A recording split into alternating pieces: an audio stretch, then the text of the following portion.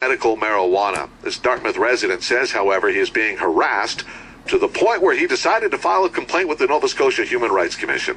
And John Quinn joins us in the studio this morning to tell us his story. John, good morning to you. Good morning, Rick. How are you today? I'm doing very well. How are you doing? I'm pretty good. Tell me why it is first you use medical marijuana. I suffer from chronic pain right to left. I have 75% of my supraspinatus tendon. My right shoulder is torn. My right hand's been broken several times. It's disformed. I have a bone about the size of a quarter floating in my left ankle, and I also have the cartilage in my right knee torn to damage where it won't be repaired. So. Was this because of athletics or a car accident? Or? Yeah, I trained mixed martial arts from the time I was 15. Throughout the years, I endured injuries, and then I got a workplace injury. That was my shoulder, and it really took the wind out of my sails. So. I'm sure, and obviously, normal medication doesn't cut it, basically. No, the medications that they were prescribing me was like Oxycontins, Dilaudid. These are medications that debilitate you. You know, I couldn't go to school. I study electrical engineering. I specialize in photovoltaics, so being able to think and being able to function is a priority for me. You know, and the medications that they wanted to prescribe me were not allowing me to function. You know, so I couldn't even play with my kids. You know what I mean? It was getting really bad. Right? Plus, they're very habit forming. Those that's it. And then you get addicted, right? You know, and that wasn't an option for me. You know. And so they prescribed. Do you have you're a legitimate medical marijuana user? Oh yes. I have my family physician was the first one to recommend it to me, and then he prescribed it to me. He was a surgeon, so he was able to prescribe the medication. And then he passed away, and I relocated here to Halifax, and I sought out another physician, and they were fine with the prescription as well. So how much do you smoke a day? I'm licensed for 6 grams a day. 6 grams a day? Yes. How many joints does that work out to, roughly? Well, about 12, 13, 14. Yeah, it would be up there. But see, the thing with smoking marijuana, it's not healthy for you. You're consuming burning plant matter. You know what I mean? You should be consuming it in oil forms, breaking down the resins, eating the plant itself. But the government, the stipulation with the medical marijuana license is you're not allowed to take it out of bud form. So I can't even put it into a cigarette. I can't even chop it up and put it in a cigarette without it being illegal. So how do you? Well, you're supposed to just put the straight bud into a smoking apparatus or a vaporizer or something along that lines. But even if you were to have a medical license, I wouldn't be allowed to share the medication with you. You know, so we weren't allowed to share a pipe or a cigarette together, even if we both had a license. And like I said, the discrimination and the lack of knowledge that is surrounding this medication is appalling, you know, and the discrimination that's followed with it is just it's crazy. It's affected my family. Like our family Christmas was ruined because of Children's Aid showed up on the 19th of December threatening to take our children away because of my medication. How many kids do you have? I have 2. And they are how old? 6 and 11 months. So they actually came to your door and threatened to take your kids away because you smoke medical marijuana? Yes. And, you know, it was implied. They didn't exactly say we're going to steal your kids, but it was implied if we didn't allow them into our apartment, to search our apartment, they wanted us to strip our child down to visually see the child naked. Like, this is appalling. You know what I mean? Like, this is happening to Canadians. Like, if I'm outspoken, how many other Canadians has this happened to? You know what I mean? And it's just snowballed over because they didn't know what to do. Well, who would send child services after you then? Well, what happened was they were the superintendent was sending the police in regards to odors, but there's other people that use cannabis in the building. It was knowledge to me when I first moved in that there was other users in the building. And medical marijuana users are just social recreational users. But I've also found out that some of these recreational users have guests or boyfriends or girlfriends that have medical licenses. So they've been enduring harassment as well, and it's just like I said, they sent CAS to try to apprehend my kids 6 days before Christmas. Who is they? The superintendent of the building. She told another tenant that it was her that had phoned Child Protective Services on us. Well, and have you confronted her in regards to this at all? Have you asked her why? She hasn't said a single word to me since. No, we were really friendly. My kid would run up and hug her.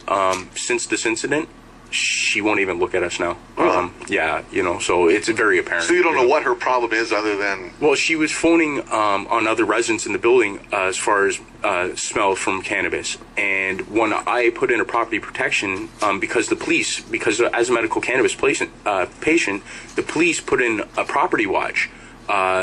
So they watch my property so that no robberies happen, nothing like this. So the misconception that, my place is going to be robbed or, there's going to be some drug activity or this kind of stuff, it's not happening because there's police watching my property. And that's the part of people not being informed that is scary, on Global News, they said that the neighbors are concerned about a robbery. Well, they should be less concerned because the police are literally watching their house now. You know what I mean? And that's part of the public not being informed on the medication. Well, there certainly is a stigma attached to this. Oh, There's no doubt right? whatsoever. Now, you've decided, though, that you're just not going to put up with it anymore, and you've now decided to lodge a complaint. Have you actually done this yet? Lodged the complaint with the Human Rights Commission? Oh yeah, they've replied. They're willing to. They're going to take the case. They've took the case. Yeah, they're willing. They're just waiting for me to reply on how I want to resolve this matter. How do you resolve this matter? Well, explain to me what it is. Why this is a violation of your human rights? Well, because they come into my house and they told me that I had 10 days to remove all my medication. They being the owning building owner. Okay. And management. They come in and they told me that I had 10 days to remove my medication from my apartment. That's when I went to Human Rights, and then Human Rights intervened, and Residential Tenancy Act said that because it's a legal medication that I don't have to remove my medication. So what they did was 2 days later they went to Residential Tenancies and demanded that I give them a copy of my medical prescription. Which you did. Yeah, but again, is that my right in order to submit my medical prescription to my landlord? True. You know what I mean? Yeah. So, but if it kind of puts your landlord, if it resolves the issue, why that's not? what I did was to resolve the issue. I ended up giving it to the landlord, but again, that was like a kind of a sticky situation. You know what I mean? This is my medication. I'm giving you a copy of my medication. You know what I mean? And I didn't know this. I don't know the property owner. I met him one time. How do I know he's not going to take my copy of my prescription, photocopy it, give it to somebody? I don't know. You know what I mean? I'm not saying that he would. I'm just saying that these are possibilities, handing somebody your medical prescriptions. You know what I mean? Do you actually smoke in your apartment? I have a separate apartment where I medicate. So I don't medicate around my children. That's first and foremost. That was my concern. You know what I mean? My children are not exposed to my medication. I'm, like I said, I'm a common sense person. You know what I mean? You don't expose children to medications first and foremost. But what if I was in a situation where I only had the one apartment? Now, what if I would? Where were I supposed to use my medication? Where would I medicate?